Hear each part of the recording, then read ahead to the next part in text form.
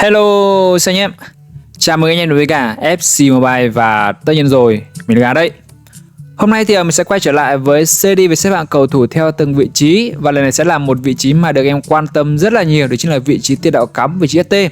Và trước đây thì mình cũng đã ra các bảng xếp hạng về vị trí ST rồi. Tuy nhiên thì thời điểm hiện tại chúng ta có thêm rất nhiều thẻ cầu thủ mới, nên là mình sẽ ra lại để em có thể tham khảo. Và tất nhiên là những cái sự lựa chọn này, những sự xếp hạng này đều dựa trên những cái trải nghiệm, những đánh giá của mình. Do đó thì anh em có bất kỳ góp ý nào thì cùng chia sẻ tại phần comment nhé. Ok, và trước khi bắt đầu video này, anh em ủng hộ Gà, bác cho Gà một like, một đăng ký kênh.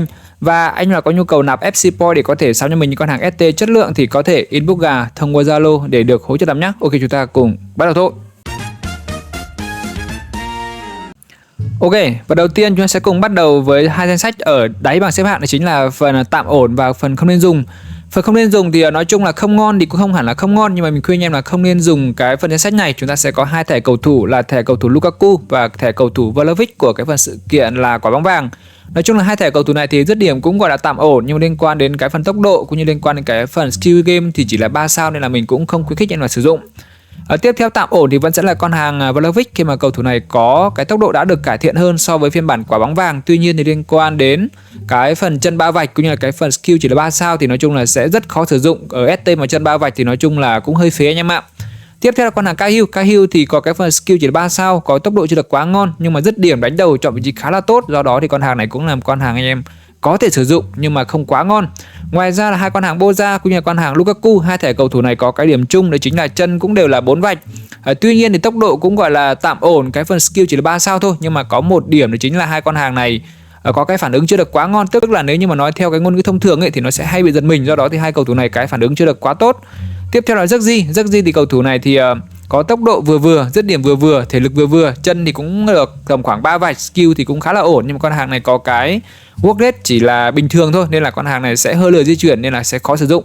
Ngoài ra chúng ta có thêm những thẻ như thẻ của Peter Crouch hoặc thẻ của Boniface. Hai thẻ cầu thủ này thì có chiều cao tốt nhưng mà liên quan đến cái phần skill, liên quan đến tốc độ, liên quan dứt điểm thì chưa được quá ngon. Do đó thì hai thẻ này cũng chỉ để em trải nghiệm thôi. Ngoài ra cái phần tạm ổn này còn có thêm những con hàng như con hàng Sanchez và con hàng Berbatov, cũng là những hai thẻ mà không quá ngon nha bạn. Tiếp theo thì chúng ta sẽ cùng đến cái phần là nên dùng. Phần nên dùng thì về cơ bản những con hàng này cũng đều ok và anh em hoàn toàn có thể sử dụng. Đầu tiên sẽ là con hàng Harry Kane, một thẻ cầu thủ của cái phần sự kiện quả bóng vàng. Con hàng này thì nói chung là liên quan đến khả năng dứt điểm, khả năng tì đè cho vị trí thì phải nói là cực kỳ ngon rồi. Tuy nhiên thì cầu thủ này có cái chân chỉ là 4 vạch và ngoài ra thì cái phần skill chưa được quá ngon.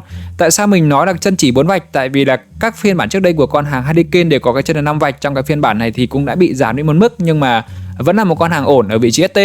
Ngoài ra là cầu thủ Alan Shearer, một thẻ cầu thủ mà có tốc độ tốt, có cái phần skill cũng gọi là tạm ổn, chân chỉ là 3 vạch thôi. Do đó thì con hàng này cũng là một thẻ cầu thủ mà điển hình của những thẻ cầu thủ ST người Anh. Tương tự là cầu thủ Hernandez, con hàng này thì có tốc độ ổn, dứt điểm ổn, nhưng mà cầu thủ này có cái phần skill cũng là cái chân chỉ là 3 vạch nên là anh em sẽ hơi khó sử dụng, đặc biệt là với những là mới chơi. Ngoài ra có thêm những thẻ như thẻ của Martinez, thẻ của Suker. Hai thẻ cầu thủ này thì mình thấy tất cả mọi thứ đều ổn nhá, liên quan đến tốc độ, dứt điểm, tì đè. Ngoài ra thì có skill, chân, nói chung là tất cả mọi thứ đều ok. Tuy nhiên thì nó cũng chỉ ở cái phần nên dùng, chưa thể bước lên cái danh sách là ngon được. Ngoài ra con hàng Enric, một thẻ cầu thủ mà có tốc độ tốt, dây dắt tốt. Tuy nhiên thì cầu thủ này có cái thể hình hơi bé và ngoài ra chân cũng chỉ là 3 vạch thôi. Con hàng Cantona là một thẻ cầu thủ mà cũng như mình đã nói rồi, là một thẻ cầu thủ nên dùng khi mà tất cả mọi thứ liên quan đến đánh đầu, liên quan đến sức mạnh, liên quan tốc độ, dứt điểm, tất cả mọi thứ đều ở dạng gọi là sử dụng được, là một thẻ cầu thủ mà anh em thích, anh em vẫn hoàn toàn có sử dụng. Ngoài ra có thêm thẻ khác như thẻ của Jimenez này, thẻ của Jota. Con hàng Jota này thì có cái chân 55, có tốc độ tốt. Cái chân 55 là một trong những điểm mạnh của con hàng Jota này. Ngoài ra chúng ta có thêm 3 thẻ như thẻ của Govou này, thẻ của CR7, thẻ của Nadal hoặc là Van Basten. 3 thẻ này thì về cơ bản là những thẻ mà trước đây phải nói là cực kỳ bá ở vị trí ST. Tuy nhiên thì khi mà chúng ta có thêm những thẻ cầu thủ mới thì thường những thẻ này sẽ bị nép đi một chút, bị fix đi một chút, nên là ở phần nên dùng này là cái phần hợp lý.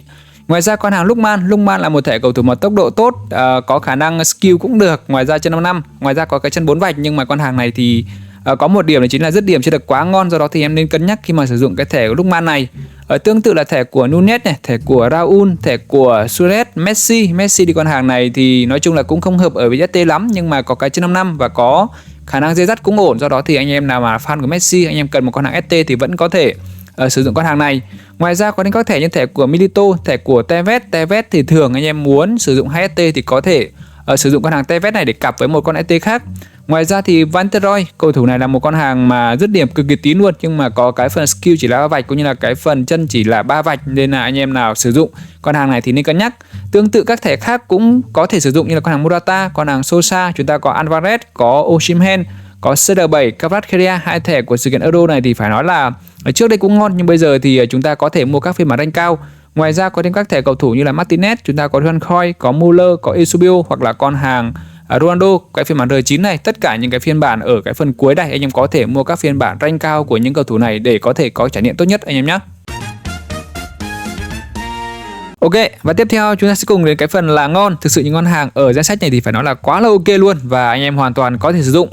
Đầu tiên là con hàng Shevchenko. Nói thật thì mình vẫn không hiểu tại sao EA lại cho con hàng này chỉ có cái phần skill chỉ là 3 sao. Còn nếu không thì liên quan đến tốc độ, liên quan đến dứt điểm thì nói chung là con hàng này là một con hàng cực kỳ tín ở vị trí T. Nhưng mà cái phần skill 3 sao cũng là một điểm trừ hơi nhỏ của con hàng này.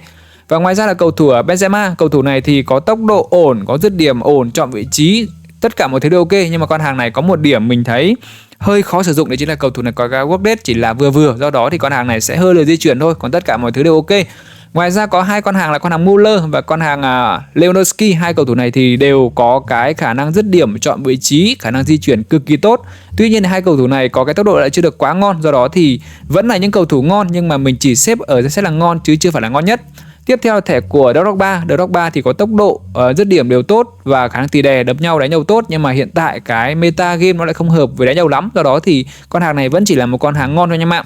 Tiếp theo là thẻ của Hugo Sanchez và thẻ của Pele. Hai cầu thủ này thì có khả năng dây dắt cực kỳ tốt, khả năng cứa lòng cực kỳ ngon luôn, nhưng mà hai cầu thủ này thì lại có cái thể lực, cái phần tì đè, cái phần chiều cao chưa được quá tốt, nhưng mà vẫn là những thẻ cầu thủ ngon. Nói chung là cái phần mình nói mà chưa ngon ấy, nó chỉ là một điểm trừ nhỏ thôi, còn tất cả mọi thứ đều ok.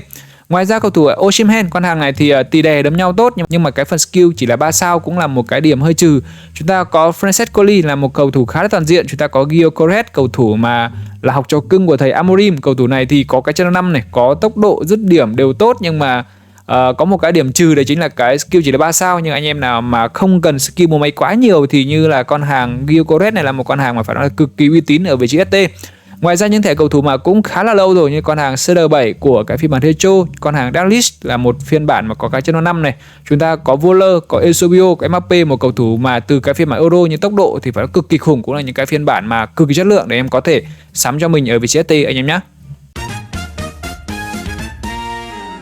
Ok, và cuối cùng chúng ta sẽ cùng đến với những con hàng ST ngon nhất thời điểm hiện tại trong game FC Mobile tính đến tuần thứ 3 của cái phần sự kiện quả bóng vàng. Đầu danh sách này sẽ là con hàng Puskas, một thẻ cầu thủ mà có tốc độ cực kỳ ngon, có khả năng dứt điểm tốt, có khả năng dây dắt tốt. Nói chung là con hàng này cứa lòng cực kỳ ảo anh em nhé.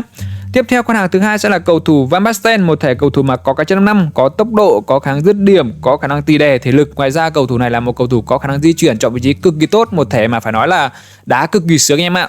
Và phần thứ ba sẽ là con hàng Papin. Papin thì mình cũng đang phân vân là không biết nên ở danh sách là ngon nhất hay là ngon, nhưng mà dù sao thì cái phần ngon nhất của mình cũng chưa đủ cầu thủ, nên là mình sẽ cho con hàng Papin này lên cái phần là ngon nhất, khi mà con hàng này cũng là một con hàng mà có khả năng dứt điểm cực kỳ tín. Cùng với đó nữa, con hàng này có cái thể lực ổn, tốc độ ổn và dây dắt cũng là một cái điểm mạnh của con hàng Papin này. Và tiếp theo sẽ là con hàng Mbappe, một thẻ cầu thủ mà phải nói có tốc độ cực kỳ khủng. Ngoài ra thì có khả năng dây dắt, có khả năng dứt điểm cũng khá là tín. Thực sự cái phiên bản này là một cái phiên bản mà cũng ra hơi lâu rồi, nhưng mà thời điểm hiện tại vẫn là một cái phiên bản có tốc độ cực kỳ khủng ở trong game anh em ạ. Ngoài ra con hàng Eto cũng là một thẻ cầu thủ mà dứt điểm tốt, dè dắt tốt, chọn vị trí tốt, đặc biệt con hàng này có khả năng trộm chó cực kỳ ổn em nhé. Ngoài ra có thêm những thẻ khác như là thẻ của Buchageno, cũng là một thẻ cầu thủ có cái chân 5. Tuy nhiên con hàng này thì sẽ yếu về bóng bổng, do đó thì em nên cặp với những cầu thủ nào mà cao to một chút để có thể là bù lại cái điểm trừ của con hàng này.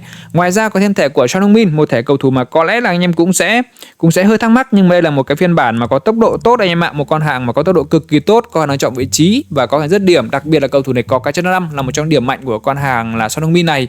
Và cuối cùng là con hàng R9, một cái phiên bản mà mình không cần phải nói quá nhiều, anh em cũng đều biết là sự nguy hiểm của cầu thủ này. Anh em có thể mua các phiên bản rank cao hơn để có thể trải nghiệm thêm anh em nhé.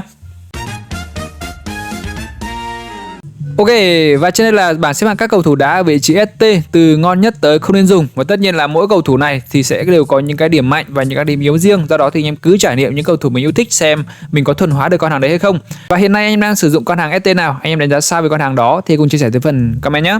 Và tất nhiên là sau bên này mình sẽ xem các video khác về xếp hạng các vị trí khác. Do đó thì anh em đừng quên để cho gà một like và đăng ký nhé. Các em, see you soon. Yeah.